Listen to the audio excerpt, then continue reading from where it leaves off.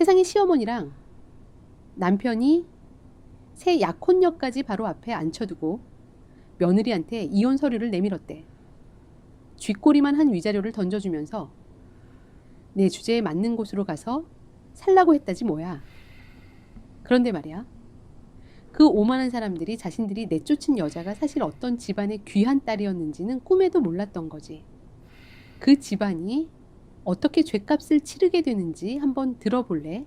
두툼한 갈색 서류 봉투가 넓은 대리석 식탁 위를 거칠게 미끄러지며 날카로운 마찰음을 남겼다.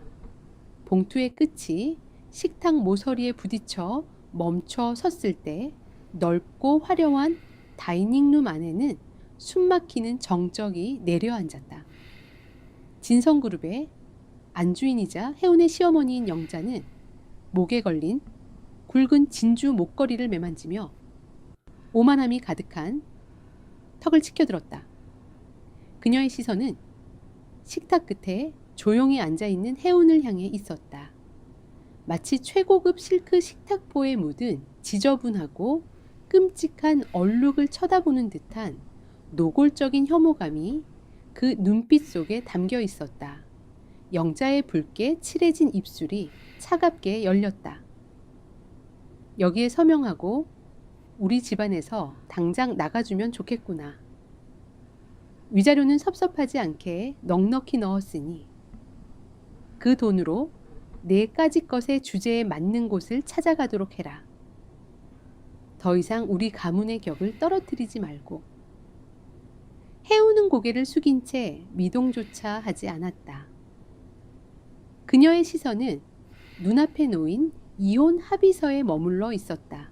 검은 잉크로 선명하게 인쇄된 글자들이 마치 예리한 칼날처럼 그녀가 견뎌온 지난 세월을 무참히 베어내는 듯했다. 주변에서는 억눌린 비웃음이 공기를 타고 흘렀다. 진성그룹 일가에게 오늘 밤은 해운이라는 눈엣가시를 내쫓는 기념비적인 축제와도 같았다. 식탁 위에는 그들을 위한 최고급 샴페인이 채워져 있었고 천장에 매달린 화려한 크리스탈 샹들리에는 해운이 결코 이 세계에 어울리지 않는 이방인임을 확인시켜 주듯 차갑고 예리하게 빛났다.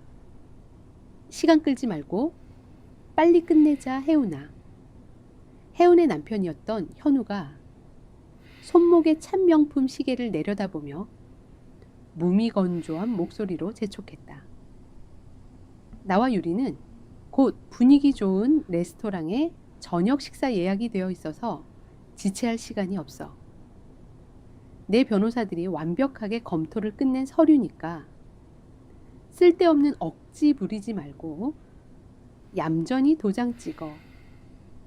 저녁 식사 예약. 해우는 가슴 깊은 곳에서 뜨겁고 날선 덩어리가 치밀어 오르는 것을 느꼈다.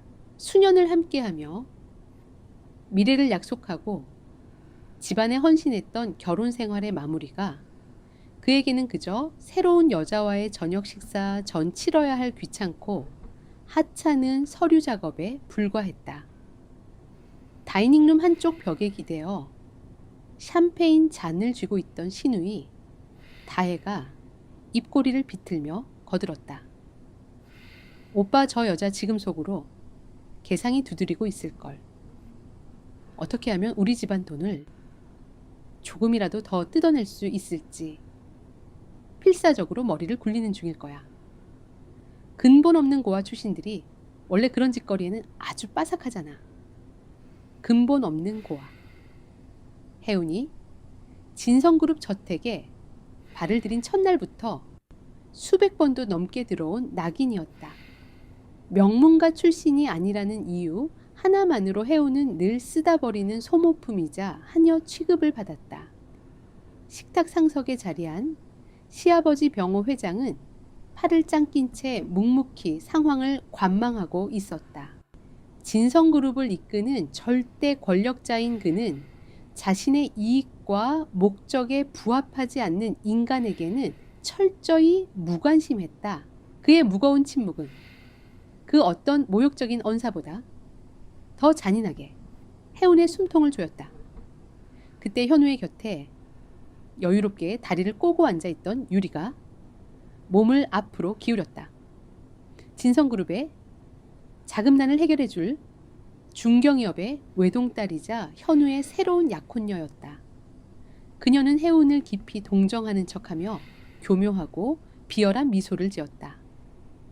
혜운 씨 고집 부리지 말고 어머님이 주시는 돈 얌전히 받으세요. 혜운 씨가 평생 식당 주방에서 일해도 만져보지 못할 엄청나게 큰 돈이잖아요. 현우 씨가 마음이 약해서 특별히 챙겨준 거니까 감사한 마음으로 넙죽받고 새 출발하시면 서로 피곤할 일 없이 좋잖아요. 혜우는 마침내 천천히 고개를 들어 식탁에 둘러앉은 사람들의 얼굴을 하나하나 응시했다. 시어머니의 멸시, 남편의 지독한 무관심, 시누이의 경박한 조롱, 시아버지의 싸늘한 방관, 그리고 남의 자리를 꿰찬 새로운 여자의 오만함까지. 그러나 혜운의 눈동자에는 분노나 슬픔 대신 바닥을 알 수 없는 깊고 서늘한 고요함만이 자리 잡고 있었다. 혜운이 마침내 입을 열었다. 그녀의 목소리는 떨림 하나 없이 차분하고 단단하게 울렸다. 어머님, 제가 이 집안에 들어올 때도 여러분의 재산을 단 한 푼도 바라지 않았듯 나갈 때도 마찬가지입니다. 이 돈은 필요 없으니 거두십시오. 혜운의 단호한 거절에 영자는 눈썹을 치켰으며 몹시 불쾌한 기색을 숨기지 않았다. 다혜는 어이가 없다는 듯 과장된 몸짓으로 어깨를 으쓱거리며 콧방귀를 뀌었다. 혜우는 자신을 향해 쏟아지는 조롱 섞인 시선들을 묵묵히 받아내며 식탁 위에 놓인 만년필을 집어들었다. 그녀는 잠시 뾰족한 펜끝을 응시했다. 지난 수년간 현우를 위해 자신의 모든 것을 희생했던 시간들, 영자의 지독한 폭언을 견디며 남몰래 속으로 삼켜야 했던 피눈물들, 병호의 차가운 외면 속에서 철저히 무너져 내렸던 자존감들이 그 작은 펜 끝에 모두 맺혀 있는 듯 했다. 그녀는 더 이상의 주저함 없이 이혼 합의서에 모든 페이지에 자신의 이름을 빈틈없이 적어 내려갔다. 펜끝이 거칠게 종이를 스치는 건조한 마찰음만이 다이닝룸의 무거운 정적을 채웠다.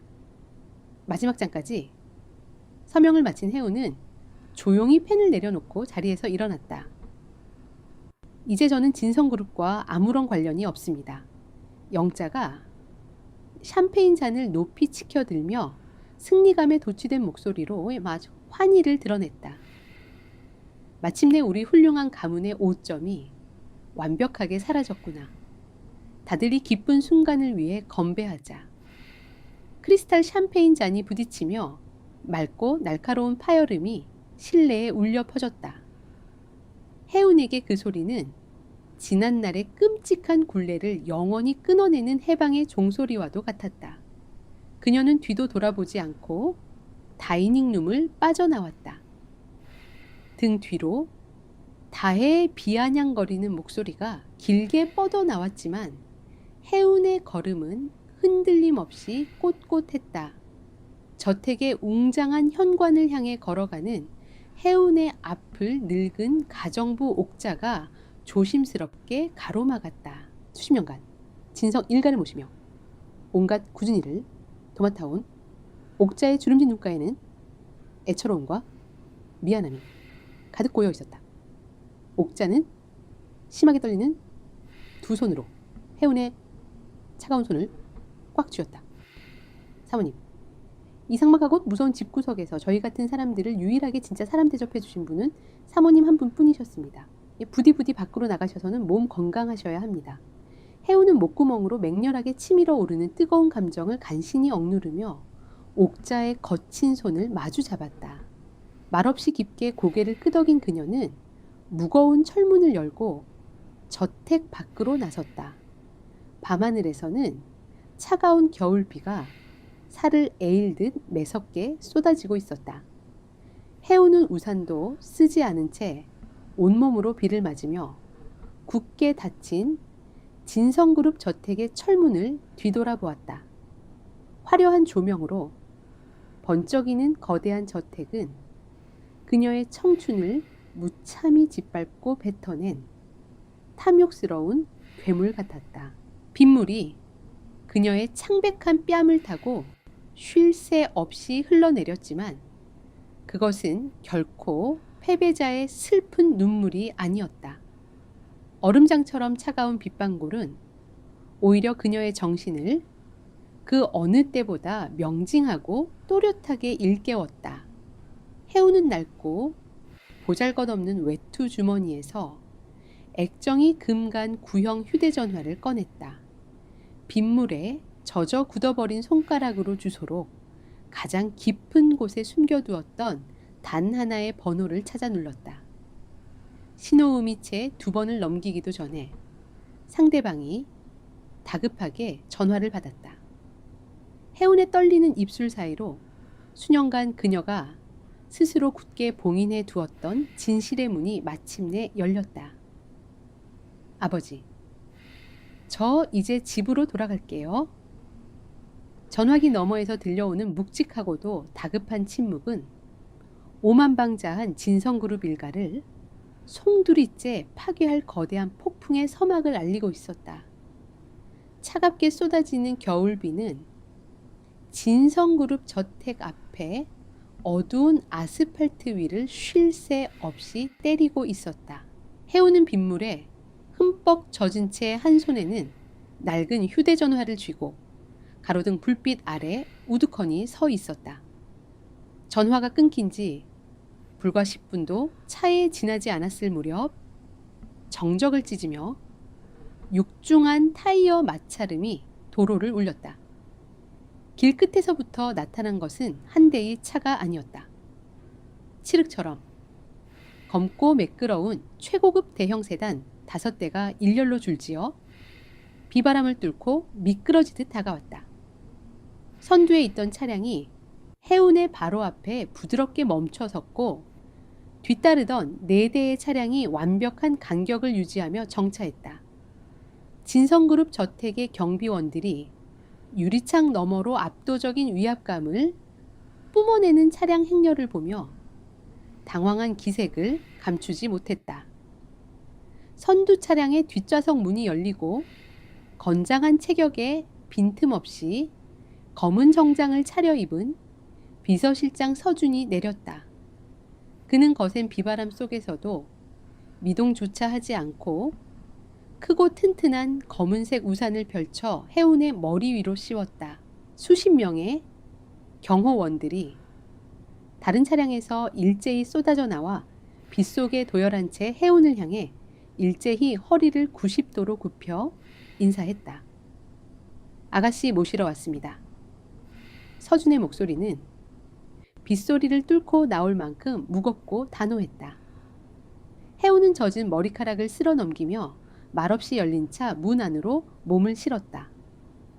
부드러운 가죽 시트가 그녀를 감쌌고 밖의 한기를 완벽하게 차단하는 따뜻한 온기가 차 안에 맴돌고 있었다. 서준이 조수석에 올라타자 5대의 검은 세단은 진성그룹의 저택을 뒤로 한 채 거친 물보라를 일으키며 밤의 어둠 속으로 빠르게 사라졌다. 차량이 도착한 곳은 서울의 밤하늘을 찌를 듯이 솟아있는 태양그룹 본사 사옥이었다. 대한민국의 경제를 쥐고 흔드는 거대한 심장부인 이곳의 최상층 회장실은 자정이 가까운 시간임에도 불구하고 대낮처럼 환하게 불을 밝히고 있었다. 해운이 서준의 안내를 받아 최고층 전용 엘리베이터에서 내리자 대리석 복도를 따라 늘어서 있던 고위 임원들이 일제히 고개를 숙였다. 그들 중 누구도 낡고 젖은 옷차림의 여자를 의심하거나 경멸 어린 시선으로 쳐다보지 않았다. 그들이 표하는 것은 아브솔루트한 권력에 대한 절대적인 복종이었다. 회장실의 육중한 호두나무 문이 열렸다. 방 한가운데서 등을 돌리고 창밖에 야경을 내려다보던 한 노신사가 천천히 몸을 돌렸다. 태양그룹을 맨손으로 일궈낸 냉혹한 철권 통치자이자 해운의 친아버지인 인호 회장이었다. 재계에서 그의 이름은 두려움과 경외의 대상이었으나 지금 이 순간만큼은 그저 딸을 애타게 기다리던 늙은 아버지의 모습일 뿐이었다. 인호의 날카로운 시선이 해운의 초라한 행색과 빗물에 젖은 어깨, 그리고 수년간의 고된 시집살이로 야위어버린 얼굴에 닿았다. 평생을 감정에 동요 없이 살아온 그의 주름진 눈가에 붉은 핏발이 서고 굳게 담은 입술이 미세하게 떨리기 시작했다. 인호는 천천히 걸음을 옮겨 해운의 앞에 섰다. 그는 어떤 훈계도 원망도 하지 않았다. 그저 커다랗고 따뜻한 두 팔로 해운을 깊게 끌어안았다. 고생 많았다, 내 딸아. 마침내 집으로 돌아왔구나. 그 한마디에 지난 수년간 진성 일가에게 무시당하며 속으로 삼켜야만 했던 해운의 억울함이 조용히 녹아내렸다. 해운은 아버지의 넓은 어깨에 얼굴을 묻은 채 소리 없는 숨을 몰아쉬었다. 진성그룹의 오만한 식구들에게는 결코 보여주지 않았던 약한 모습이었지만 아버지 품에서만큼은 굳이 강한 척할 필요가 없었다. 감정을 추스른 해운이 소파에 앉자 따뜻한 차가 준비되었다. 그녀는 두 손으로 찻잔을 감싸 쥐고서 그동안 숨겨왔던 진실을 담담하게 풀어놓았다. 시어머니 영자의 지독한 폭언과 모욕 며느리를 식모보다 못한 취급을 하던 저택의 분위기 바람을 피우고도 당당하게 새 여자를 집안에 들인 남편 현우의 뻔뻔함, 그리고 며느리를 철저히 소모품으로만 여겼던 병호 회장의 방광까지 그녀의 이야기가 이어질수록 회장실의 공기는 걷잡을 수 없이 무겁고 서늘해졌다. 인호 회장의 얼굴은 분노로 굳어갔다. 기업 사냥꾼이라 불릴 만큼 냉혹한 그였지만 세상에서 유일하게 아끼는 혈육이 그런 쓰레기 같은 자들에게 유린당했다는 사실은 그의 인내심을 산산조각 내고 있었다. 해운이 평범한 삶을 살아보고 싶다며 자신의 신분을 철저히 숨긴 채 현우와 결혼했을 때 인호는 딸의 선택을 존중하며 묵묵히 지켜보기만 했다. 그는 진성그룹이 해운의 배경을 모른 채 순수하게 그녀의 진가를 알아보고 아껴주기를 바랐다. 그러나 그 어리석고 탐욕스러운 자들은 보석을 흙구덩이로 착각하고 짓밟는 끔찍한 패착을 저질렀다. 이야기를 마친 해운이 조용히 찻잔을 내려놓았다. 인호 회장은 자리에서 일어나 자신의 책상으로 다가갔다. 그는 책상 위에 놓인 인터폰의 버튼을 신경질적으로 눌렀다. 서준 실장 당장 들어오게. 명령이 떨어지기가 무섭게 서준이 회장실 안으로 들어와 정중하게 허리를 굽혔다. 인호의 눈동자에는 자비라고는 찾아볼 수 없는 혹한의 살기가 감돌고 있었다. 진성그룹의 모든 재무 상태와 진행 중인 프로젝트, 그리고 태양그룹과의 연결 고리를 남김없이 조사한 파일이 있을 거다. 가져오게. 서준은 이미 모든 상황을 예견하고 있었다는 듯 한치의 망설임도 없이 팔에 끼고 있던 두꺼운 기밀 문서철을 책상 위에 조심스럽게 올려놓았다. 인호는 서류의 페이지를 빠르게 넘기며 내용을 훑어보았다. 진성그룹은 겉으로만 화려할 뿐 내부는 방만한 경영과 무리한 사업 확장으로 인해 심각한 자금난에 허덕이고 있었다. 그들이 현우의 새로운 약혼 여인 유리의 집안에 목을 매는 이유도 바로 그 빈 곳을 메우기 위함이었다. 더욱 치명적인 사실은 진성그룹의 숨통을 쥐고 있는 핵심 대출 기관과 주요 협력사들의 배후에 모두 태양그룹의 자본이 거미줄처럼 얽혀 있다는 점이었다. 진성그룹은 자신들이 누구의 돈으로 연명하고 있는지조차 파악하지 못한 채 오만하게 굴고 있었던 것이다. 서류를 검토하던 이노의 입가에 잔인하고 차가운 미소가 번졌다. 그는 서류철을 거칠게 다듬며 서준을 향해 벼락 같은 명령을 내렸다. 진성그룹과 맺고 있는 모든 금융기관의 여신을 즉각 회수해라. 우리가 통제할 수 있는 모든 협력사들에게 진성과의 거래를 전면 중단하라고 지시하고, 내일 아침 해가 뜰 때쯤이면 병호 그 멍청한 늙은이가 자신들이 어떤 사냥꾼의 덫에 걸렸는지 뼈저리게 깨닫게 될 거다. 서준이 다시 한번 깊게 허리를 굽히며 지시를 받들었다. 알겠습니다, 회장님. 즉시 실행에 옮기겠습니다. 서준이 방을 나간 후 인호는 딸을 향해 부드러운 눈길을 보냈다. 방금 전까지 무자비한 사형 선고를 내리던 포식자의 모습은 온데간데 없었다. 혜운아, 푹 쉬거라. 아비가 그들의 알량한 자존심을 바닥까지 부셔놓을 테니. 혜운은 조용히 고개를 끄덕였다. 창밖으로는 여전히 거센 비가 내리고 있었으나 혜운의 눈빛은 비바람을 뚫고 솟아오르는 태양처럼 차갑고도 찬란하게 빛나고 있었다. 진성그룹이 그토록 조롱하고 경멸했던 근본 없는 고아는 이제 그들의 목숨줄을 쥐고 흔들 거대한 제국의 주인이 되어 그들을 심판할 준비를 마쳤다.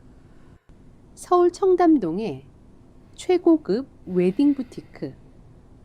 화려한 샹들리의 불빛 아래에서 유리는 수천만 원을 호가하는 이탈리아산 수제 웨딩 드레스를 입고 거울 앞을 우아하게 거닐고 있었다. 그녀의 얼굴에는 해운을 내쫓고 마침내 진성그룹의 안주인 자리를 차지했다는 오만한 승리감이 가득했다. 소파에 다리를 꼬고 앉아 있던 현우는 만족스러운 미소를 지으며 지갑에서 진성그룹 VVIP를 상징하는 한도 무제한의 블랙카드를 꺼내 들었다. 이걸로 계산해 주세요. 제일 비싼 베일과 액세서리도 전부 추가하시고요.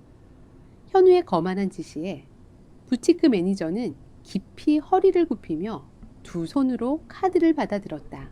그러나 결제 단말기에 카드를 꽂은 지 얼마 지나지 않아 매니저의 표정이 미묘하게 굳어졌다. 단말기 화면에는 붉은색 글씨로 거래 정지라는 알림이 떠올랐다. 매니저는 당황한 기운을 숨기며 조심스럽게 말했다. 고객님, 대단히 죄송하지만 이 카드는 현재 사용이 중지된 상태입니다. 혹시 다른 카드를 가지고 계신지요? 현우는 불쾌한 기색을 숨기지 않으며 신경질적으로 넥타이를 풀어 헤쳤다. 그는 매니저가 기계 조작을 잘못한 것이라 확신하며 지갑에 있던 다른 신용카드들을 신경질적으로 카운터 위에 집어 던졌다. 그러나 결과는 처참했다.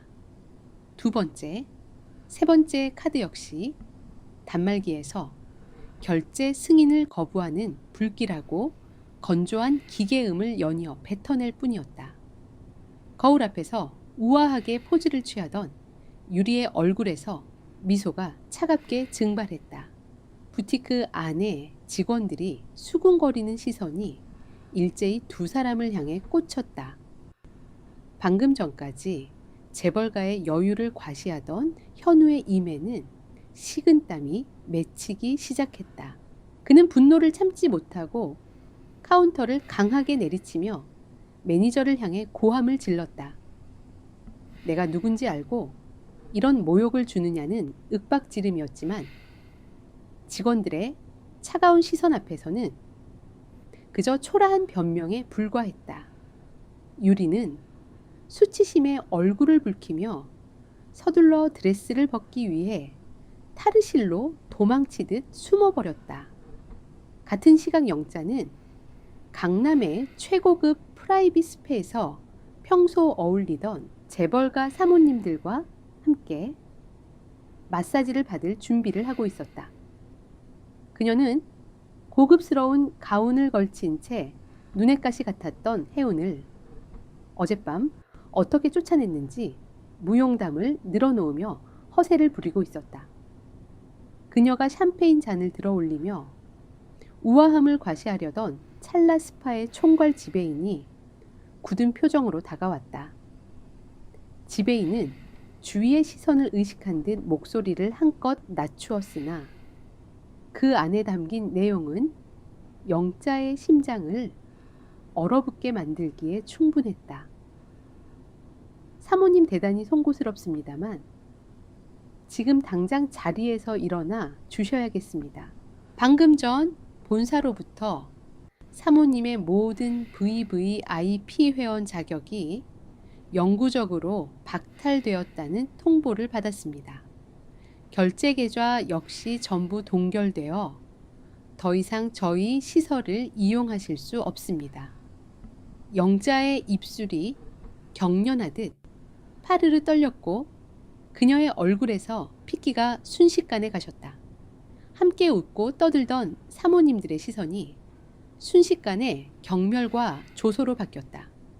영자는 수치심과 분노로 온몸을 부들부들 떨며 지배인에게 당장 자신의 남편인 병호 회장에게 전화를 걸라고 윽박질렀다. 하지만 지배인은 단호한 표정으로 물러서지 않으며 보안 요원들을 부르겠다는 무언의 압박을 가했다. 평생을 남의 위해서 군림하며 살아왔던 영자는 결국 사람들의 비웃음 섞인 시선을 등에 업고 쫓기듯 스파 문을 나서야만 했다. 진성그룹 본사 최상층 회장실의 상황은 참혹함 그 자체였다. 병호 회장의 넓은 집무실 안은 쉴 새 없이 울려대는 전화벨 소리와 다급하게 뛰어들어오는 임원들의 거친 발소리로 아수라장이 되어 있었다. 재무팀장이 사색이 된 얼굴로 결제 서류를 바닥에 떨어뜨리며 보고했다. 진성그룹에 자금주를 쥐고 있던 제1금융권은행 세 곳이 동시에 여신 연장 불가 통보를 보내왔고 핵심 부품을 공급하던 하청업체 12곳이 일방적으로 계약 파기를 선언했다는 끔찍한 소식이었다. 심지어 회사 주가는 개장과 동시에 곤두박질치며 하한가를 향해 무서운 속도로 추락하고 있었다. 병호는 숨을 헐떡이며 넥타이를 거칠게 뜯어냈다.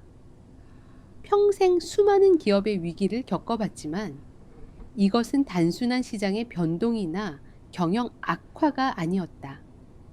보이지 않는 거대한 손이 진성그룹이라는 건물의 기둥을 한 번에 그리고 철저하게 박살 내고 있음이 분명했다.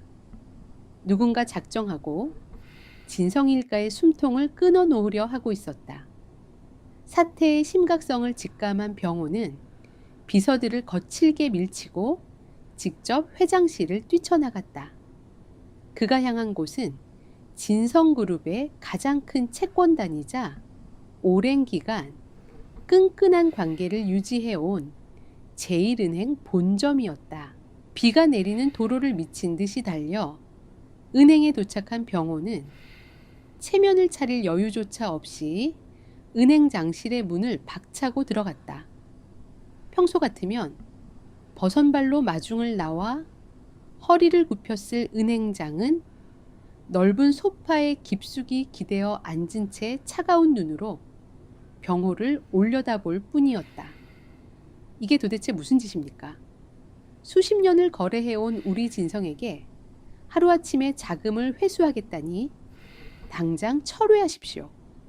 병호가 핏대를 세우며 소리쳤지만 은행장은 테이블 위에 놓인 서류를 여유롭게 정리하며 무거운 침묵을 유지했다. 은행장의 곁에 서 있던 경호원들이 위협적으로 다가오자 병호는 그제야 자신이 벼랑 끝에 서 있다는 사실을 뼈저리게 실감했다. 병호의 무릎이 조금씩 꺾이며 그의 목소리에서 오만함이 사라지고 비굴한 애원이 배어나오기 시작했다. 제발 하루만, 아니 반나절만이라도 시간을 달라는 간절한 호소였다. 은행장은 자리에서 천천히 일어나 병호의 앞으로 다가왔다.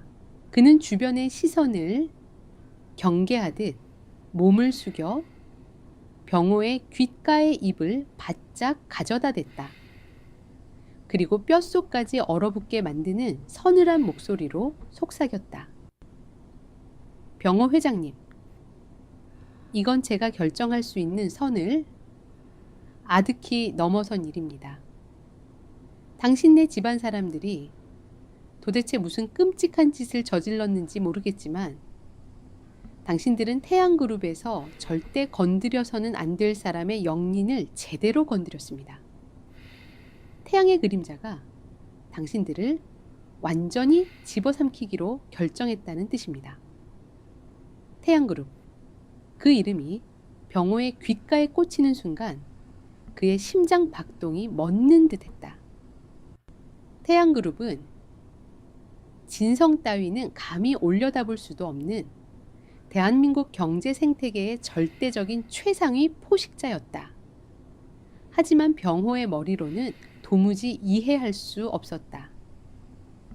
자신들이 태양그룹과 척을 질 만한 일은 단 한 번도 없었기 때문이다. 은행장실의 무거운 문이 닫히며 밖으로 쫓겨난 병호는 대리석 바닥에 다리에 힘이 풀려 주저앉고 말았다. 그의 흐릿해진 시야 너머로 진성그룹이라는 거대한 성벽이 소리 없이 무너져 내리는 환영이 일렁이고 있었다. 누구의 심기를 건드렸는지조차 알지 못한 채 진성 일가를 향한 완벽하고도 자비 없는 사냥이 막을 올렸다. 진성그룹 저택의 거실은 마치 폭격이라도 맞은 듯 처참한 냉기가 흐르고 있었다. 고급스러운 샹들리에는 평소처럼 빛나고 있었지만 그 빛 아래 모인 사람들의 얼굴에는 생기라고는 찾아볼 수 없었다. 벽난로의 불길조차 그들의 얼어붙은 심장을 녹여주지 못하는 듯했다.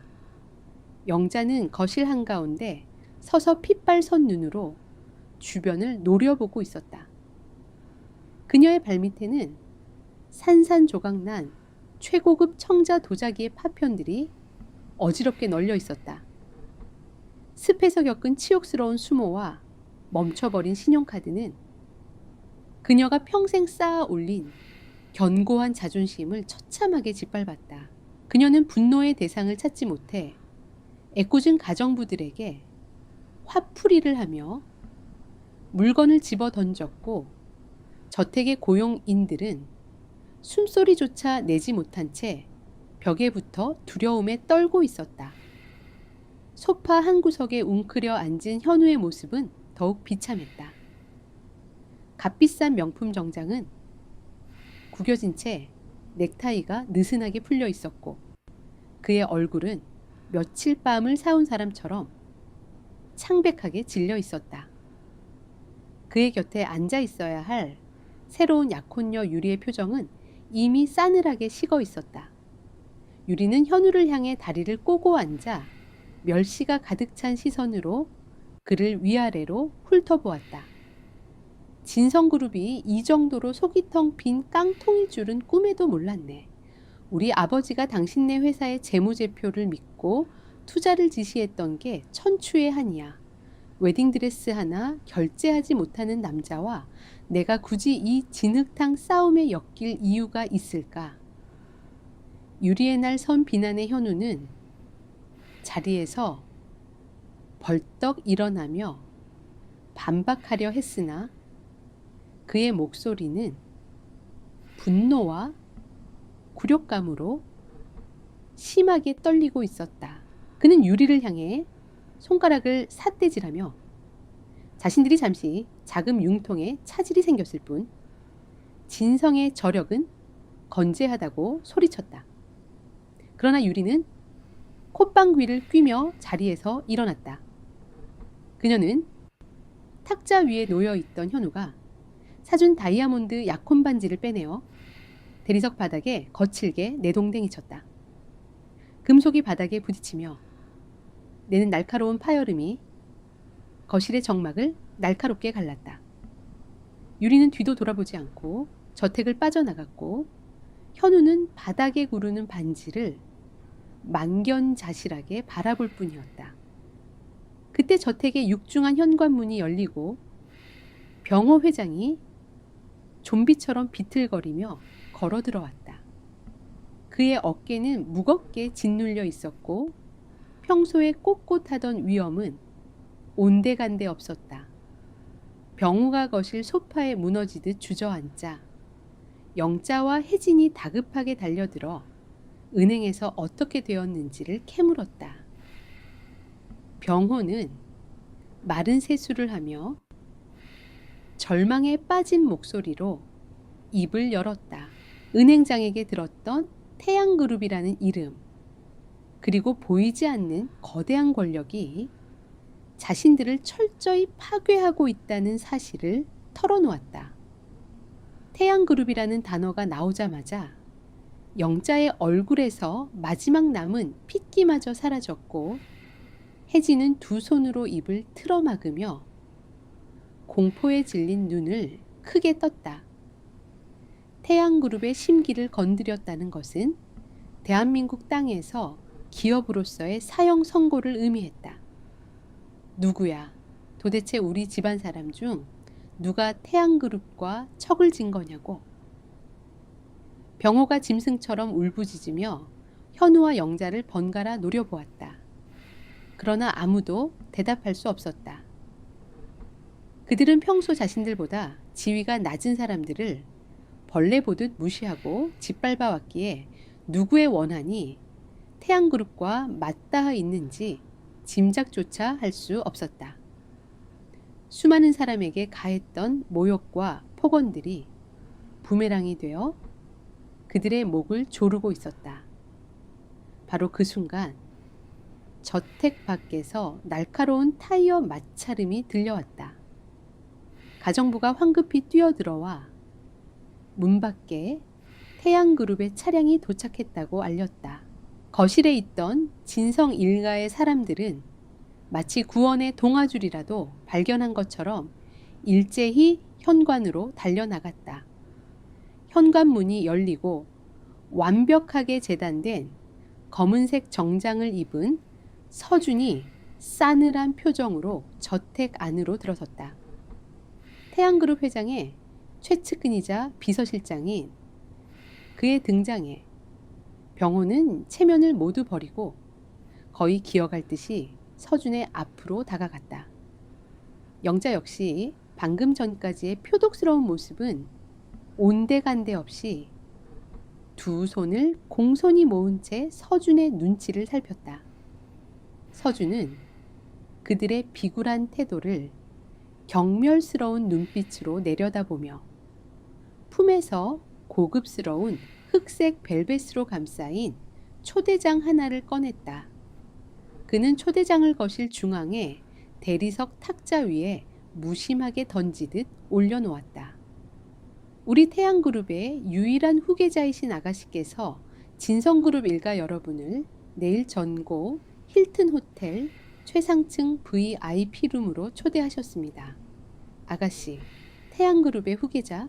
그 단어들이 진성 일가의 귓가에 닿는 순간 그들의 잿빛 얼굴에 기적 같은 희망의 빛이 번지기 시작했다.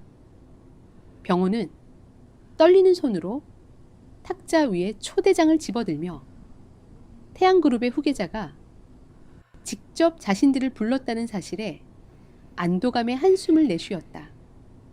그들은 태양그룹의 후계자가 진성그룹의 가치를 높이 사서 이번 위기를 중재하고 새로운 투자를 제안하려는 것이라 착각의 늪에 빠져들었다. 서준은 그들의 헛된 망상을 차가운 시선으로 지켜보았다. 그는 진성 일가가 얼마나 어리석은지 다시금 깨달으며 속으로 깊은 조소를 보냈다. 초대받은 분들은 한 분도 빠짐없이 참석하셔야 합니다. 아가씨께서는 특히 현우 씨의 새로운 약혼녀분도 함께 뵙기를 원하셨습니다. 서준은 그 말을 끝으로 더 이상의 설명 없이 뒤돌아 저택을 빠져나갔다. 태양그룹의 차량이 빗속으로 사라지자마자 거실 안은 방금 전에 지옥 같았던 분위기가 거짓말처럼 사라지고 광기 어린 환희로 가득 찼다. 현우는 바닥에 떨어진 약혼 반지를 서둘러 집어들고는 유리를 다시 데려오겠다며 휴대전화를 꺼내 들었다. 태양그룹 후계자와의 만남이라는 카드는 유리의 마음을 돌리기에 충분하고도 남을 무기였다. 영자는 당장 내일 입고 갈 최고급 한복을 준비하라며 가정부들에게 신경질적인 지시를 내리기 시작했고, 혜진은 태양그룹 후계자와 친분을 쌓을 절호의 기회라며 김칫국을 마시며 거울을 보기 시작했다.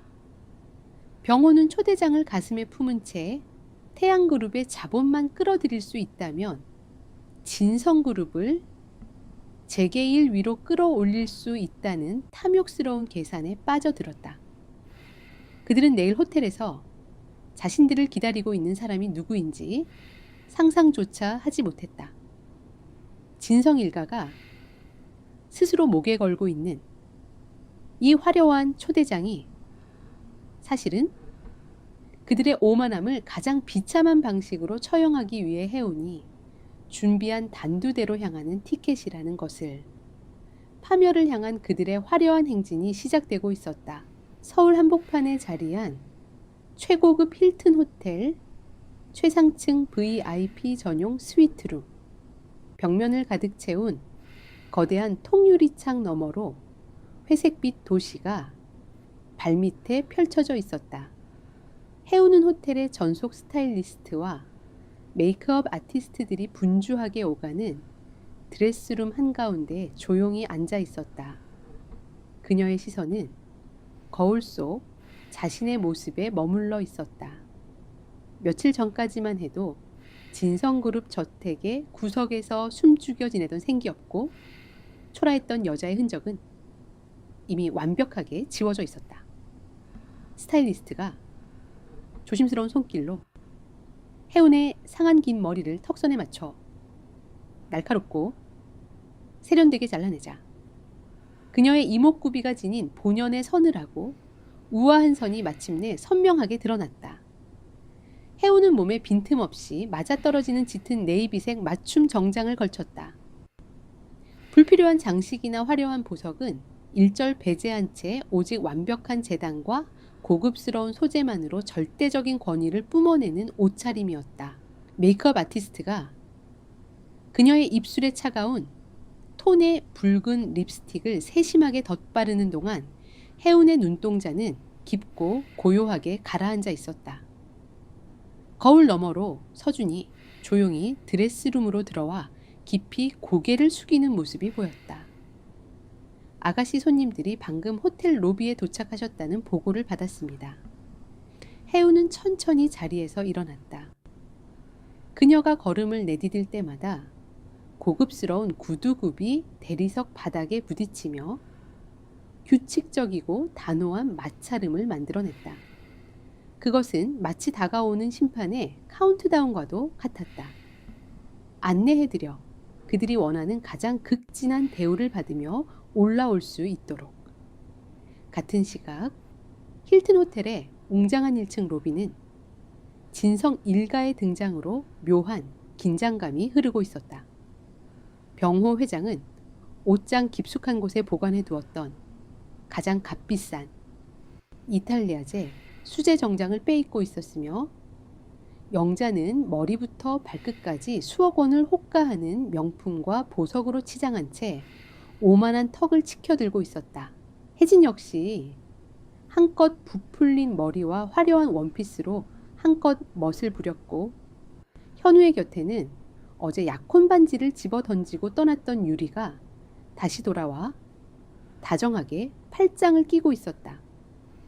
유리의 얼굴에는 전날의 멸시 대신 태양그룹 후계자와의 만남이라는 거대한 기회를 잡았다는 얄팍한 탐욕이 가득했다. 현우가 태양그룹의 초대장을 내밀며 애원했을 때 그녀는 한치의 망설임도 없이 자신이 버렸던 반지를 다시 주워 들었던 것이다. 호텔의 총지 배인이 직접 나서서 그들을 VIP 전용 엘리베이터로 안내했다. 엘리베이터가 호텔 최상층을 향해 부드럽게 상승하는 동안 엘리베이터 안의 공기는 그들의 과장된 흥분과 속물적인 기대감으로 팽팽하게 부풀어 올랐다. 병호가 헛기침을 하며 넥타이를 다시 한번 고쳐맸다. 오늘 자리는 우리 진성그룹의 명운이 걸린 중요한 순간이다. 태양그룹 후계자의 눈에 들기만 한다면 지금의 위기를 넘기는 것은 물론이고 재계 순위를 단숨에 뒤집을 수 있어. 다들 말조심하고 최대한 공손하게 예의를 갖춰야 한다. 영자가 콧대를 세우며 맞장구를 쳤다. 걱정 마세요. 태양그룹 아가씨 정도면 분명 우리 혜진이나 유리처럼 품이 있고 세련된 명문가 사람들과 대화가 잘 통할 겁니다. 저런 엄청난 배경을 가진 아가씨를 우리 현우가 먼저 만났어야 했는데 그 끔찍한 고환년 때문에 우리 아들이 몇 년을 낭비했는지 생각하면 아직도 분통이 터집니다. 현우는 어머니의 말에 동조하듯 고개를 끄덕이며 유리와 잡은 손에 힘을 주었다. 유리는 속으로 태양그룹 후계자의 환심을 사서 자신의 집안 사업까지 확장하겠다는 치밀한 계산을 세우고 있었다. 혜진은 스마트폰 화면을 거울 삼아 자신의 화장을 확인하며 태양그룹 후계자와 함께 찍을 사진을 자신의 소셜미디어에 올릴 생각에 들떠 있었다. 마침내 엘리베이터가 부드러운 기계음을 내며 최상층에 도착했다. 양쪽으로 문이 열리자 검은 정장을 입은 태양그룹의 경호원들이 도열해 있는 길고 웅장한 복도가 그들을 맞이했다. 진성 일가는 경호원들의 압도적인 위압감에 잠시 주춤했지만 곧이어 자신들이 이런 대우를 받을 자격이 있다는 듯 거만한 미소를 지으며 발걸음을 옮겼다. 복도 끝에 자리한 거대한 양계형 문 앞에는 서준이 조각상처럼 꼿꼿하게 서서 그들을 기다리고 있었다. 병호는 서준을 향해 평소라면 절대 짓지 않았을 비굴하고 부드러운 미소를 지어 보였다. 진성그룹에서 왔습니다. 아가씨께서 기다리신다고 들었습니다. 서준은 그들의 얼굴에 떠오른 천박한 기대감을 차가운 눈으로 훑어보았다. 그는 말없이 거대한 호두나무 무늬 손잡이를 잡고 양쪽으로 천천히 밀어 열었다. 문이 열리자 숨이 멎을 만큼 화려하게 장식된 거대한 응접실이 그들의 눈앞에 펼쳐졌다. 바닥에 깔린 두꺼운 페르시안 양탄자가 발소리를 집어삼켰고 실내를 채우고 있는 값비싼 꽃들의 향기가 짙게 배어나왔다. 그리고 그 응접실의 가장 깊은 곳, 커다란 통유리창을 등지고 놓인 상석의 가죽 소파에는 태양그룹의 유일한 후계자가 앉아 있었다. 역광 때문에 그녀의 얼굴은 뚜렷하게 보이지 않았지만 그녀가 뿜어내는 묵직하고 서늘한 기운은 진성 일가의 숨통을 옥죄기에 충분했다. 병호가 가장 먼저 허리를 90도로 깊게 굽히며 큰 목소리로 외쳤다. 뒤따라 들어온 영자, 현우, 유리, 혜진 역시 약속이라도 한 듯 일사불란하게 허리를 굽히며 최대한의 경의를 표했다. 초대해 주셔서 영광입니다, 아가씨. 진성그룹의 병호입니다. 소파에 앉아있던 인영이 천천히 자리에서 일어났다. 그녀가 역광을 벗어나 한 걸음씩 앞으로 걸어 나올 때마다 방 안의 공기는 얼어붙을 듯 차갑게 식어갔다. 마침내 그녀의 구두굽 소리가 멈추고 샹들리에의 맑은 빛이 그녀의 얼굴을 선명하게 비추었다. 허리를 굽히고 있던 현우가 가장 먼저 고개를 들었고 그의 시선이 그녀의 얼굴에 닿았다. 그 순간 현우의 눈동자가 기괴하게 확장되며 그의 온몸이 벼락이라도 맞은 듯 뻣뻣하게 굳어버렸다. 현우의 이상한 낌새를 눈치챈 영자와 병호 그리고 나머지 사람들도 차례로 고개를 들었다. 그리고 그들의 눈앞에 서 있는 사람의 얼굴을 확인한 순간 진성 일가 전원의 호흡이 흉곽 속에서 완전히 멈춰버리고 말았다. 가장 초라하고 끔찍하게 내쫓았던 그들이 벌레보다 못하게 여겼던 그 근본 없는 고아가 완벽한 권력자의 자태로 그들을 차갑게 내려다보고 있었다. 지옥의 문이 그들 앞에서 소리 없이 열리고 있었다. 최상층 VIP 스위트룸의 무거운 정적 속에서 진성 일가의 얼굴은 마치 밀랍 인형처럼 굳어버렸다. 현우의 입술이 경련하듯 떨리고 있었지만 어떠한 소리도 만들어내지 못했다. 병호 회장의 이매는 순식간에 차가운 식은땀이 맺혀 주름진 피부를 타고 흘러내렸다. 오직 영자만이 이 비현실적인 상황을 자신의 얄팍한 상식으로 해석하려 발버둥 치고 있었다. 그녀의 눈에 비친 해우는 태양그룹의 후계자가 아니라 감히 태양그룹의 성격에 숨어들어 호텔 직원 행세를 하며 자신들을 조롱하려는 뻔뻔한 며느리일 뿐이었다. 어젯밤 이혼 서류에 서명하고 맨몸으로 쫓겨난 고아가 하룻밤 사이에 태양그룹의 아가씨가 된다는 것은 영자의 오만한 머리로는 도저히 용납할 수 없는 끔찍한 망상이었다. 분노가 수치심을 집어삼키는 순간 영자의 이성이 완전히 끊어졌다. 그녀는 눈을 치켜뜨며 마치 더러운 해충을 짓밟으려는 듯 거친 발걸음으로 해운을 향해 성큼성큼 다가갔다. 영자의 얼굴은 악독한 살기로 붉게 달아올라 있었다. 이 천박하고 뻔뻔한 년. 감히 여기가 어디라고 기어들어와서 태양그룹 아가씨를 모독하고 있는 것이냐. 당장 그 옷 벗고 무릎 꿇지 못해. 영자가 날카로운 비난을 퍼부으며 손을 높이 치켜들었다. 그녀의 억센 손바닥이 해운의 뺨을 향해 사정없이 허공을 가르며 내려왔다. 지난 수년간 진성 저택의 닫힌 문 뒤에서 해운의 얼굴과 자존심을 무수히도 후려쳤던 아주 익숙하고 잔인한 손찌검이었다. 현우를 비롯한 진성 일가는 영자의 돌발 행동에 놀라면서도 누구 하나 그녀를 말리려 들지 않았다.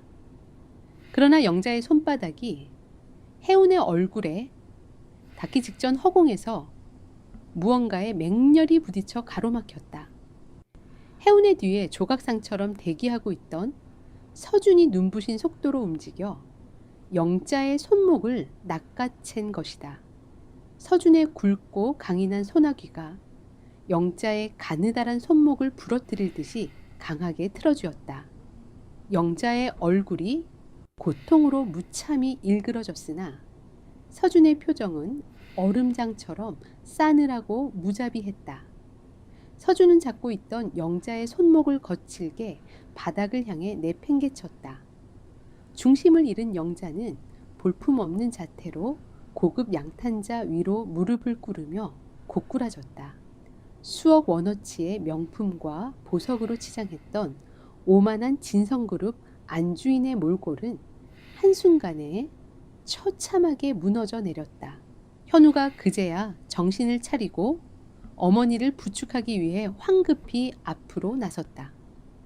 그가 서준을 향해 감히 누구에게 손을 대느냐며 분노를 터뜨리려던 찰나 서준의 낮고 위압적인 목소리가 스위트룸 안의 공기를 무겁게 짓눌렀다.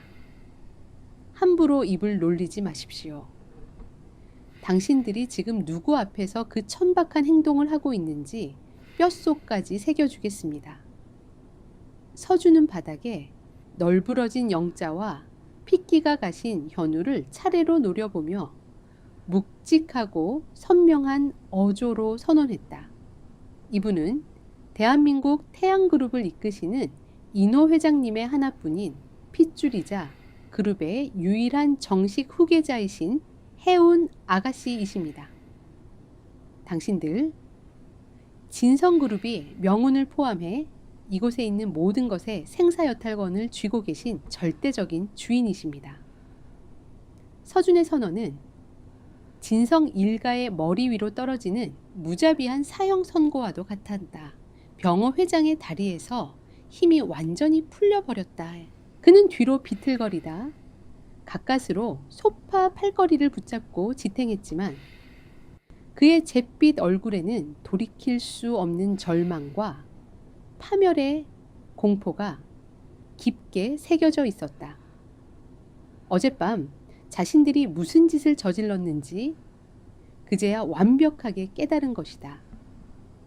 그들은 태양그룹 회장의 심장에 칼을 꽂고 샴페인을 터뜨리며 축하를 했던 것이다. 바닥에 주저앉아 있던 영자는 넋이 나간 사람처럼 허공을 응시하며 파르르 떨기만 했고 혜진은 극심한 공포에 질려 눈물을 뚝뚝 흘리며 자신의 입을 두 손으로 틀어막았다. 현우의 곁에 서 있던 유리의 상태는 더욱 비참했다. 그녀의 눈동자는 혼란과 극도의 공포로 미친 듯이 흔들리고 있었다. 태양그룹 후계자의 눈에 들어 집안을 일으키겠다는 그녀의 얄팍한 탐욕은 어젯밤 이혼 서류에 서명하던 해운에게 조롱을 퍼부었던 자신의 천박한 입방정으로 인해 산산조각이 났다. 유리가 들고 있던 수천만 원짜리 에르메스 한정판 가방이 그녀의 떨리는 손을 벗어나 바닥으로 툭 떨어졌다. 해운은 바닥에 떨어진 유리의 가방을 무심한 시선으로 내려다보았다. 그녀는 천천히 걸음을 옮겨 고급스러운 구두 앞코로 그 가방을 마치 쓰레기를 치우듯 바닥으로 가볍게 밀어냈다. 가방이 양탄자 위를 볼품없이 구르는 모습은 유리와 진성 일가의 처지를 완벽하게 대변하고 있었다. 해운의 시선이 바닥에 주저앉은 영자 굳어버린 현우 그리고 사시나무 떨듯 떠는 병호 회장을 차례로 훑고 지나갔다. 그녀의 눈빛에는 과거의 억울함이나 분노조차 남아있지 않았다. 벌레를 내려다보는 듯한 완벽하고도 압도적인 무관심만이 자리하고 있었다. 해운이 입을 열었다.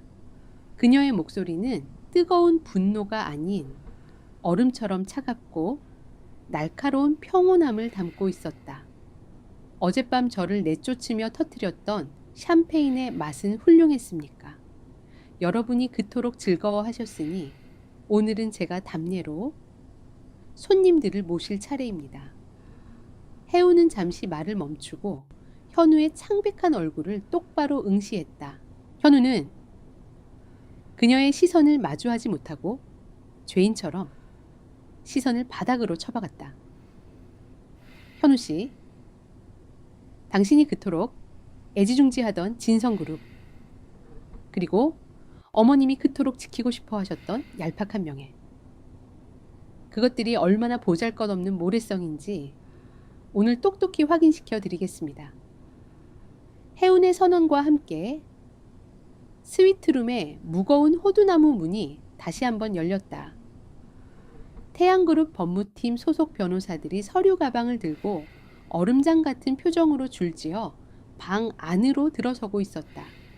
진성그룹을 해체하기 위한 피 한 방울 섞이지 않은 잔혹한 도살의 시간이 마침내 시작된 것이다.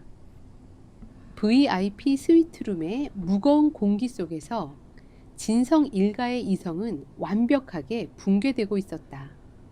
해운의 서늘한 선고가 끝남과 동시에 법무팀 변호사들이 탁자 위에 올려놓은 서류들은 진성그룹이라는 모래성을 일격에 무너뜨릴 거대한 해일과도 같았다. 가장 먼저 이성을 잃은 것은 유리였다. 자신이 올라탔던 화려한 유람선이 사실은 수면 아래로 가라앉고 있는 난파선이라는 사실을 깨달은 그녀의 얼굴은 배신감과 공포로 흉측하게 일그러졌다. 태양그룹 후계자와의 인맥을 이용해 친정 기업을 확장하려던 그녀의 탐욕스러운 계산은 산산조각이 났고 오히려 자신마저 태양의 분노에 휩쓸려 파멸할지 모른다는 끔찍한 직감이 그녀의 뇌리를 강타했다. 유리는 바닥에 떨어져 있던 자신의 명품 가방을 신경질적으로 주워들더니 현우를 향해 도끼 품은 눈빛을 쏘아보았다. 그녀의 목소리는 우아함을 완전히 잃어버린 채 천박하고 날카롭게 갈라져 있었다. 당신들 일가 전체가 단체로 미친 게 틀림없어. 태양그룹의 유일한 후계자를 그따위 쓰레기 취급하며 내쫓아놓고 나한테 사기 결혼을 하려 들다니. 당신 같은 무능하고 멍청한 인간과 엮인 내 인생이 저주스러울 뿐이야. 오늘부로 당신네 집안과 우리 집안은 아무런 관련이 없어. 약혼은 당장 파기할 테니 다시는 내 눈앞에 띄지 마. 분노를 주체하지 못한 유리는 탁자 위에 놓여있던 차가운 얼음물 잔을 집어들더니 현우의 얼굴을 향해 거칠게 쏟아부었다. 차가운 물줄기가 현우의 잘 정돈된 머리카락과 값비싼 정장을 흠뻑 적시며 뚝뚝 떨어졌다. 유리는 분을 사귀지 못한 채 씩씩거리며 스위트룸 문을 거칠게 열고 도망치듯 빠져나갔다. 뒤이어 닫히는 육중한 문이 둔탁한 진동만이 방 안에 울려 퍼졌다. 현우는 얼굴을 타고 흐르는 물을 닦아낼 생각조차 하지 못한 채 망견자실하게 서 있었다. 어머니의 치마폭과 아버지의 재력 뒤에 숨어 평생을 온실 속 화초처럼 살아왔던 그에게 눈앞에서 약혼녀에게 모욕을 당하고 집안이 몰락하는 상황을 견뎌낼 힘 따위는 존재하지 않았다. 병어 회장은 떨리는 손으로 변호사들이 내민 서류를 들여다보았다. 첫 페이지를 넘기는 순간 그의 눈동자가 절망으로 깊게 침잠했다. 태양그룹은 단순히 진성의 대출을 회수하는 것에 그치지 않았다. 진성그룹이 진행 중이던 핵심 개발 사업의 주요 투자처를 모조리 차단했고 진성의 하청업체들을 전부 흡수하여 그룹의 수족을 완전히 잘라내고 있었다. 심지어 병호와 영자가 평생 일궈온 거대한 성벽인 진성 저택마저 채권단의 가압류 절차에 들어가 내일 아침이면 붉은색 압류 딱지가 도배될 예정이었다. 어젯밤 해운을 쫓아내며 그들이 빼앗았던 작은 존엄성의 대가는 그들이 가진 모든 물리적 재산과 사회적 지위의 완전한 소멸이라는 잔혹한 청구서로 되돌아왔다. 병호는 서류를 바닥에 내동댕이 치며 바닥에 주저앉아 넋을 잃고 있는 영자를 향해 다가갔다. 그는 영자의 팔을 거칠게 낚아채며 짐승처럼 울부짖었다. 평생을 오만하게 살아온 병호의 목소리에는 이제 살기 위한 비굴함만이 남아 있었다. 이 멍청한 여편네야. 이게 다 네가 그 알량한 자존심 때문에 해운이를 쥐잡듯이 잡아서 벌어진 일 아니냐. 네가 우리 집안을 통째로 구렁텅이에 쳐넣은 거라고. 영자는 남편의 거친 손길에 이리저리 흔들리면서도 어떤 반항도 하지 못했다. 그녀의 머릿속은 현실을 부정하려는 헛된 시도조차 불가능할 만큼 철저하게 파괴되어 있었다. 평생 다른 사람들을 벌레처럼 무시하고 짓밟으며 쌓아 올렸던 그녀의 오만한 권위는 거대한 태양의 그림자 아래에서 한 줌의 재로 변해버렸다. 혜진은 구석에 웅크려 앉아 화장이 엉망이 된 채로 얼굴을 파묻고 소리 죽여 오열하고 있었다. 명품 신상과 고급스러운 파티, 화려한 소셜미디어의 삶이 전부였던 그녀에게 하루아침에 길거리로 나앉아야 한다는 사실은 죽음보다 더한 공포였다. 해우는 소파에 깊숙이 기대어 앉은 채 진성 일가가 서로를 물어뜯고 비난하는 처절한 광경을 고요한 시선으로 관망하고 있었다. 그녀의 눈빛에는 어떠한 동정심도 복수를 이뤘다는 통쾌함도 없었다. 스스로의 탐욕과 오만함에 눈이 멀어 벼랑 끝으로 돌진한 자들의 비참한 말로를 확인하는 차가운 침착함만이 자리할 뿐이었다. 서준 실장, 해운이 고요한 침묵을 깨고 입을 열었다. 그녀의 목소리는 차분했지만 방 안의 공기를 일순간에 얼어붙게 만들 만큼의 압도적인 무게를 지니고 있었다. 서류 작업이 끝났으면 이분들을 모시고 나가. 내 시야에서 치워주길 바라. 해운의 무심한 축객령이 떨어지자 서준이 경호원들에게 눈짓을 보냈다. 건장한 경호원들이 다가와 진성 일가를 거칠게 애워쌌다. 경호원들의 억센 손길에 이끌려 스위트룸 밖으로 끌려 나가기 직전 병호는 마지막 남은 일말의 이성마저 버리고 해운을 향해 비참하게 매달렸다. 그는 바닥에 무릎을 꿇고 양손을 싹싹 비비며 처절하게 애원했다. 해운아, 아니 아가씨, 우리가 정말 죽을 죄를 지었습니다. 내일 아침 아니 당장이라도 태양그룹 본사 로비 한가운데서 무릎을 꿇고 대국민 사과라도 하겠습니다. 제발 진성그룹의 숨통만은 끊지 말아주십시오. 제발 살려주십시오. 해운은 병호의 처절한 애원을 등진 채 창밖의 회색빛 도시로 시선을 돌렸다. 경호원들에 의해 진성 일가가 끌려나가고 스위트룸의 무거운 문이 닫히기까지 해오는 단 한 번도 뒤를 돌아보지 않았다. 거대한 태양의 분노 앞에서 진성이라는 이름의 초라한 모래성은 흔적도 없이 쓸려가고 있었다. 남은 것은 오직 생존을 위해 가장 비참하게 바닥을 기어야 하는 그들의 처절한 내일뿐이었다.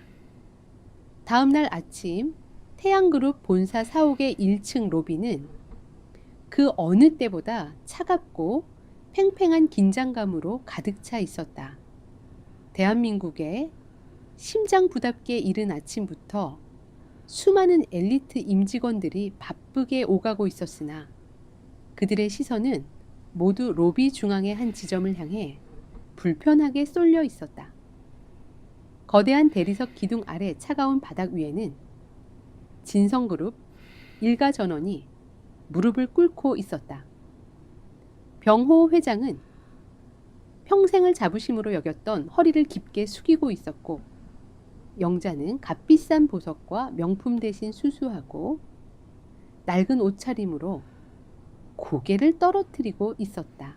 현우는 밤새 한숨도 자지 못한 듯 핏기 없는 얼굴로 멍하니 바닥만 내려다보고 있었고, 혜진은 창피함과 두려움에 온몸을 가늘게 떨며 눈물을 삼키고 있었다.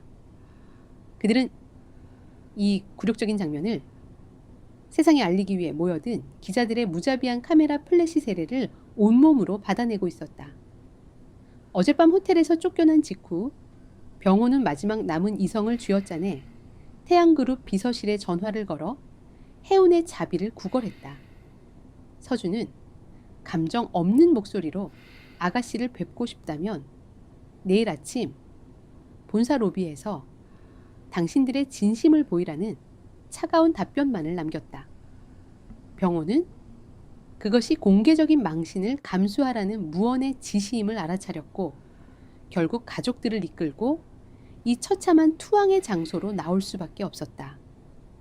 출근하던 태양그룹 직원들은 대한민국 경제계에서 한때 호령했던 진성그룹 일가의 비참한 몰골을 보며 수군거렸다. 그들의 시선에는 동정심 대신 오만한 자들의 당연한 말로를 지켜보는 듯한 차가운 경멸만이 담겨 있었다. 얼마나 시간이 흘렀을까. 로비의 거대한 회전문을 통해 태양그룹의 법인 차량이 미끄러지듯 들어섰다. 모든 사람들의 시선이 그 차에 집중되었고 뒷좌석 문이 열리며 완벽하게 재단된 검은색 정장을 입은 혜운이 차에서 내렸다. 서준이 그녀의 뒤를 그림자처럼 따르고 있었다.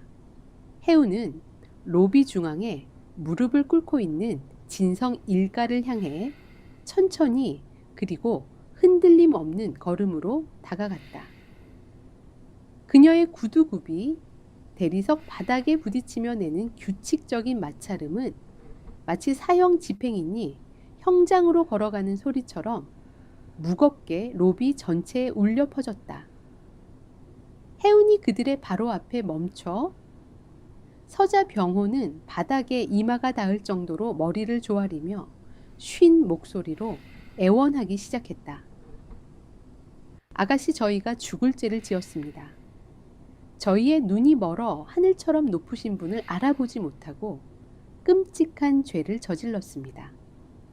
부디 이 어리석은 늙은이를 용서하시고 진성그룹에 마지막 기회를 주십시오. 영자는 그제야 고개를 들어 혜운의 다리를 붙잡으려 손을 내밀었다. 그녀의 얼굴은 눈물로 젖어 있었고 목소리는 떨리고 있었다. 혜운아, 내가 정말 많이 잘못했다. 이 부족한 시어미가 너에게 지울 수 없는 상처를 남겼구나. 제발 우리 현우만은 한 번만 용서해 줄 수 없겠니? 내 잘못이니 모든 책임은 내가 지겠다. 현우는 아무 말도 하지 못한 채 고개를 떨군 차에 서 있었다. 그의 얼굴에는 깊은 후회와 자책이 가득했고 혜운의 눈을 마주볼 용기가 없었다. 그는 자신이 저지른 일의 무게를 묵묵히 받아들이는 듯 보였다.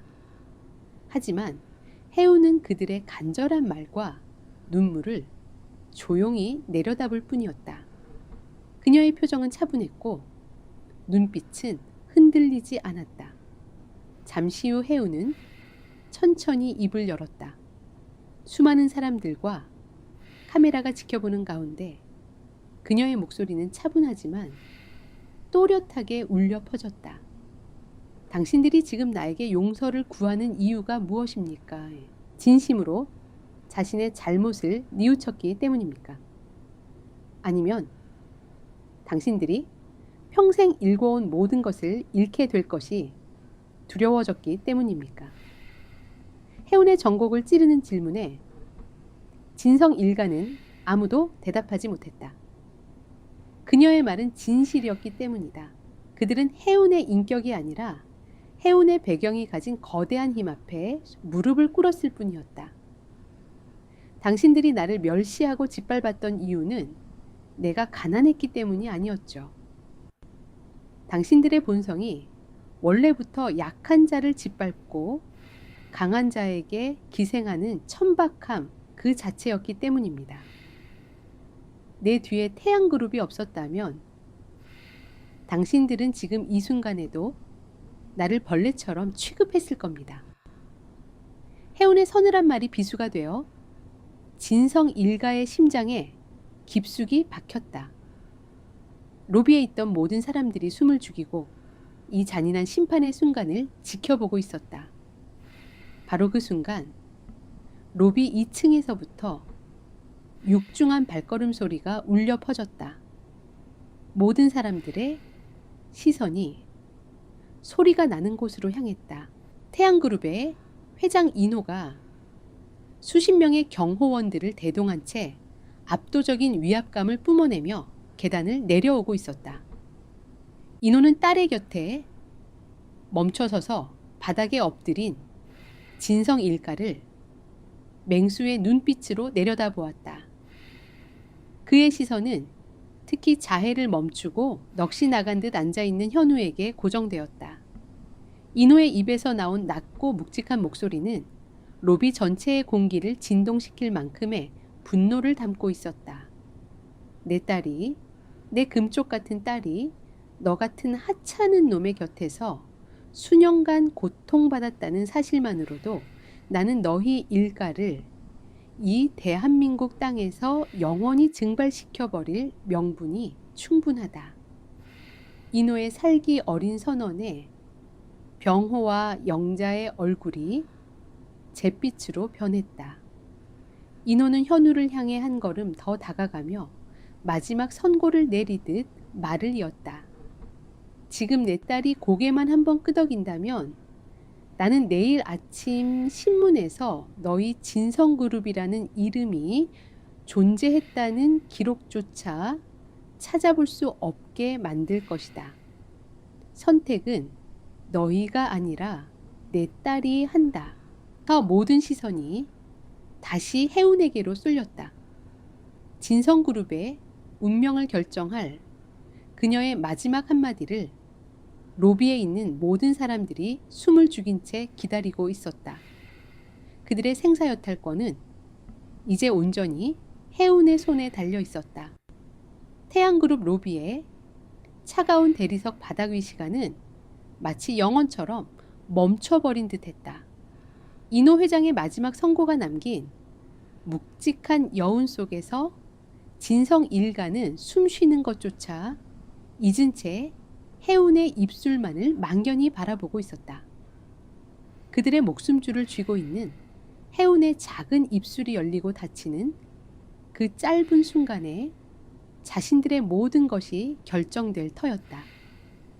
현우는 고개를 들어 처음으로 해운의 눈을 똑바로 마주했다. 그녀의 깊고 고요한 눈동자 속에는 어떠한 감정도 읽히지 않았다. 증오도 연민도 승리감도 없었다. 마치 높은 산 정상에서 안개 낀 계곡 아래를 내려다보는 듯한 아득하고 초연한 시선만이 존재할 뿐이었다. 그 시선 앞에서 현우는 자신이 얼마나 하찮고 보잘것없는 존재였는지를 뼈저리게 깨달았다.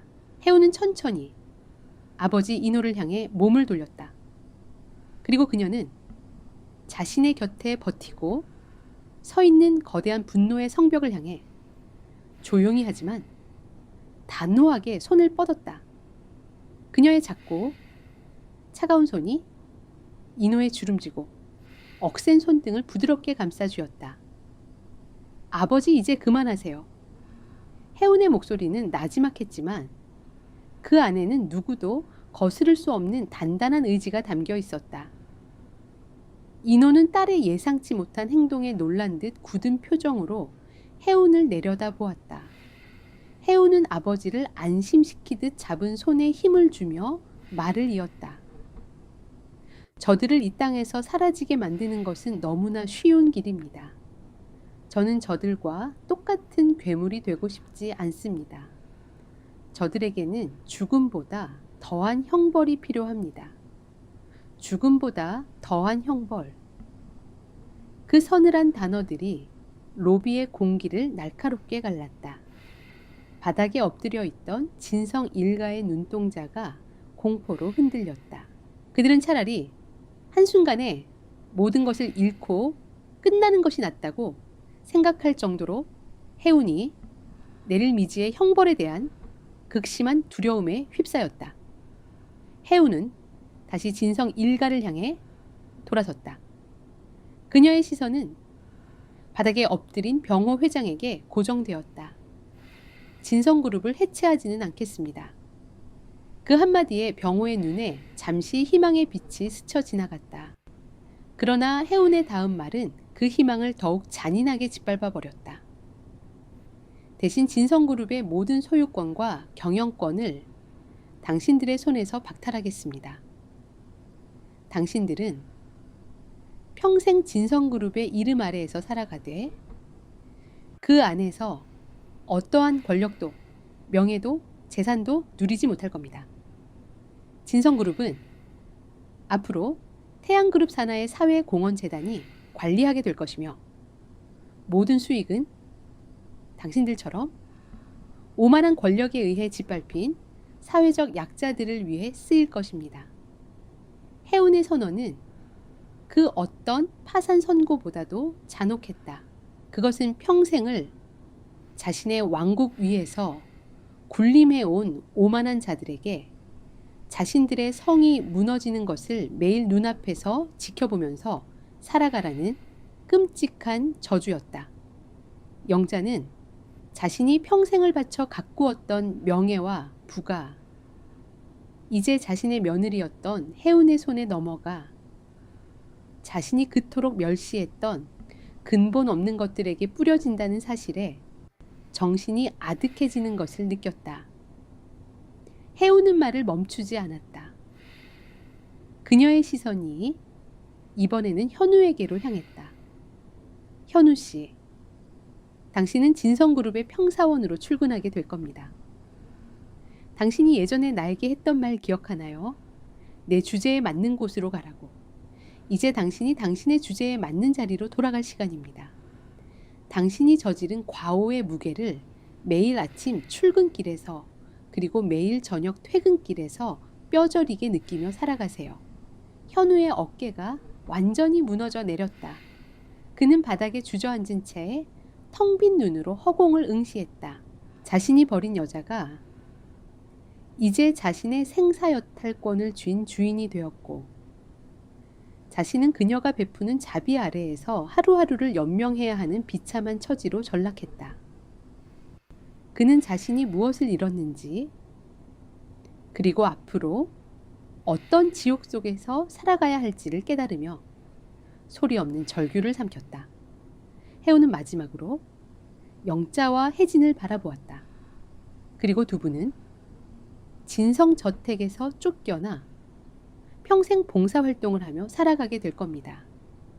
당신들이 그토록 경멸했던 사람들의 땀과 눈물의 가치를 직접 몸으로 배우도록 하세요. 모든 선고가 끝났다. 해운은 더 이상 그들에게 어떠한 관심도 없다는 듯 차갑게 등을 돌렸다. 인호 회장은 잠시 복잡한 표정으로 딸의 뒷모습을 바라보다가 이내 딸의 선택을 존중하기로 결심한 듯 그녀의 뒤를 따랐다. 해운이 로비를 가로질러 걸어가는 동안 기자들의 카메라 플래시가 쉴 새 없이 터졌지만 그녀는 조금의 흔들림도 없었다. 그녀의 단호하고 서늘한 뒷모습은 복수가 반드시 파괴를 통해서만 완성되는 것이 아님을 웅변하고 있었다. 해운아, 제발 한 번만 단 한 번만 돌아봐줘. 내가 정말 잘못했다. 현우의 절규에 가까운 목소리가 해운의 등 뒤에서 처절하게 터져나왔다. 그의 목소리에는 뒤늦은 후회와 미련, 그리고 영원히 잃어버린 것에 대한 애원이 담겨 있었다. 그러나 해우는 단 한순간도 걸음을 멈추거나 뒤를 돌아보지 않았다. 그녀의 그림자가 로비의 문턱을 넘어 사라지는 순간 현우와 진성 일가의 시간은 그들의 죄업 속에서 영원히 멈춰버렸다. 바닥에 엎드린 그들의 귓게는 해운의 마지막 발소리 대신 앞으로 평생을 짊어지고 살아가야 할 자신들의 비참한 운명이 내는 소리 없는 아우성만이 메아리치고 있었다. 1년이라는 시간이 흐른 뒤 서울의 어느 한적한 동네에 자리한 작고 아담한 아파트에서는 따뜻하고 맛있는 음식 냄새가 흘러나오고 있었다. 창문으로는 눈부신 오후에 햇살이 쏟아져 들어와 원목 식탁 위를 환하게 비추고 있었다. 이곳은 태양그룹의 거대한 펜트하우스가 아닌 해운이 스스로의 힘으로 얻은 소박하고 아늑한 보금자리였다. 해운은 편안한 면 소재의 원피스를 입은 채 주방에서 아버지 인호를 위한 저녁 식사를 정성껏 준비하고 있었다. 그녀의 얼굴에는 과거 진성저택에서 볼 수 있었던 그늘이나 태양그룹의 후계자로서 보여주었던 서늘한 권위 대신 온전한 평화와 만족감이 부드럽게 깃들어 있었다. 인호 회장은 소파에 앉아 서류를 검토하는 대신 딸이 움직이는 모습을 따뜻한 시선으로 지켜보고 있었다. 그에게는 수조 원짜리 계약을 성사시키는 것보다 딸이 자신을 위해 끓여주는 된장찌개의 구수한 냄새를 맡는 이 순간이 더없이 소중하고 값진 것이었다. 진성그룹은 해운의 선언대로 태양그룹 산하에 새로운 달이 재단이라는 이름으로 재탄생했다. 재단의 이사장이 된 해운은 직접 경영에 나서지는 않았지만 재단의 모든 사업이 사회에서 소외된 이들을 위해 투명하고 공정하게 집행되도록 철저히 감독했다. 병호와 영자 그리고 혜진은 모든 재산을 몰수당한 채 작은 임대 아파트에서 서로를 탓하며 힘겨운 삶을 살아가고 있었다. 혜진은 명품 대신 시장에서 산 옷을 입고 허드레시를 해야 했고 영자는 평생 해본 적 없던 설거지를 하며 거칠어진 자신의 손을 내려다보며 뒤늦은 눈물을 흘렸다. 그들은 사회의 가장 낮은 곳에서 봉사활동을 하며 과거 자신들이 얼마나 오만하고 잔인했는지를 매일같이 깨달아야 하는 살아있는 형벌을 감내하고 있었다. 현우는 새로운 다리재단의 말단 사원으로 매일같이 출퇴근했다. 그는 자신이 한때 소유했던 회사의 로비에서 자신보다 어린 상사들에게 고개를 숙여야 했다. 동료들은 그가 누구였는지 모두 알았지만 누구도 그를 아는 척하거나 동정하지 않았다. 그는 투명 인간처럼 회사에 존재하며 자신이 해운에게 주었던 모멸감과 무관심이 어떤 것이었는지를 매일 온몸으로 체험하며 살아가고 있었다. 따뜻한 저녁 식사가 차려진 식탁에 부녀가 마주 앉았다. 인호가 딸이 차려준 음식을 맛있게 먹으며 조심스럽게 입을 열었다. 이제 그만 회사로 들어와서 경영을 배우는 것이 어떻겠니? 내게는 이 나라 최고의 기업을 이끌 자격과 능력이 충분하다. 해우는 부드러운 미소를 지으며 고개를 저었다. 아니요, 아버지. 저는 제 이름 앞에 태양그룹 후계자라는 무거운 왕관을 쓰고 싶지 않아요. 저는 그저 제 힘으로 제가 옳다고 믿는 일들을 하며 살아가고 싶어요. 저에게는 지금의 이 평범한 행복이 그 어떤 화려한 권력보다 소중합니다. 인호는 딸의 단호한 눈빛 속에서 아내의 모습을 보았다. 평생 재벌가의 안주인으로 사는 대신 소박한 가정을 꾸리고 딸을 키우는 행복을 선택했던 아내. 해우는 어머니의 지혜와 강인함을 그대로 물려받았던 것이다. 며칠 후 해우는 한 복지재단의 작은 개관식에 참석했다. 그곳에서 그녀는 낯익은 얼굴과 마주쳤다. 과거 진성저택에서 유일하게 그녀에게 따뜻한 위로를 건넸던 늙은 가정부 옥자였다. 옥자는 재단의 도움으로 작은 반찬 가게를 열게 된 손녀의 손을 잡고 해운의 앞에 다가와 깊이 고개를 숙였다. 해운은 옥자를 일으켜 세우며 그녀의 주름진 손을 따뜻하게 마주 잡았다. 아주머니 고개 숙이지 마세요. 제가 그때 아주머니의 따뜻한 손길 덕분에 무너지지 않고 버틸 수 있었습니다. 이제는 제가 아주머니의 든든한 다리가 되어 드릴 차례입니다. 해운의 진심 어린 말에 옥자의 눈가에 뜨거운 눈물이 고였다. 과거 진성저택의 차가운 복도에서 두 사람이 나누었던 작은 온기는 이제 더 많은 사람들에게 희망을 전하는 더 큰 빛으로 피어나고 있었다. 모든 행사가 끝나고 노을이 붉게 물드는 시간 해오는 어머니의 유해가 잠들어 있는 조용한 수목장을 찾았다. 그녀는 어머니의 이름이 새겨진 작은 묘비 앞에 하얀 국화꽃 한 다발을 조심스럽게 내려놓았다. 엄마, 저 왔어요.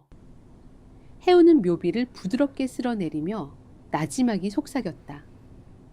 저를 짓밟았던 사람들에게 복수도 했고 제 자리를 되찾았어요. 하지만 엄마, 저는 그들을 파멸시키는 과정에서 진정한 행복을 찾지는 못했어요. 제가 진짜 평화를 찾은 건 모든 것을 용서하고 제 자신의 삶을 살기로 결심한 순간부터였어요. 부드러운 바람이 불어와 해운의 머리카락을 가볍게 흩날렸다. 마치 하늘에 있는 어머니가 그녀의 말을 듣고 따뜻하게 대답해 주는 것만 같았다. 엄마가 늘 말씀하셨죠. 존엄성은 다른 사람이 주거나 빼앗는 것이 아니라고. 존엄성은 내 안에 살아있고 그 빛을 밝힐지 끌지는 오직 나 자신만이 결정하는 거라고요. 엄마, 제 안의 빛은 단 한순간도 꺼지지 않았어요. 가장 어둡고 추운 밤에도 제 안의 존엄성은 저를 지켜주었어요. 엄마가 제게 주신 가장 위대한 유산이었으니까요. 해우는 눈물을 흘리지 않았다. 그녀의 얼굴에는 깊은 슬픔을 이겨낸 자만이 가질 수 있는 맑고 투명한 미소가 걸려 있었다. 그녀는 자리에서 일어나 자신을 기다리는 새로운 삶을 향해 흔들림 없는 발걸음을 옮겼다. 그녀의 등 뒤로 지는 노을의 마지막 빛이 길게 뻗어 나왔다. 이제 그녀는 더 이상 태양그룹의 후계자도 진성그룹의 버림받은 며느리도 아니었다. 그녀는 오직 해운 자기 자신으로서 온전하게 서 있었다. 자신을 모욕했던 샴페인 잔의 파열음과 잔인한 비웃음 소리를 모두 과거에 묻어버리고 자신을 상처 입혔던 이들을 용서함으로써 비로소 완벽한 자유를 얻은 한 인간의 모습이었다. 진정한 힘은 다른 사람을 짓밟는 권력에서 나오는 것이 아니라 어떤 시련 속에서도 자기 자신을 잃지 않는 단단한 내면에서 나온다는 것을 그녀의 삶 자체가 증명하고 있었다.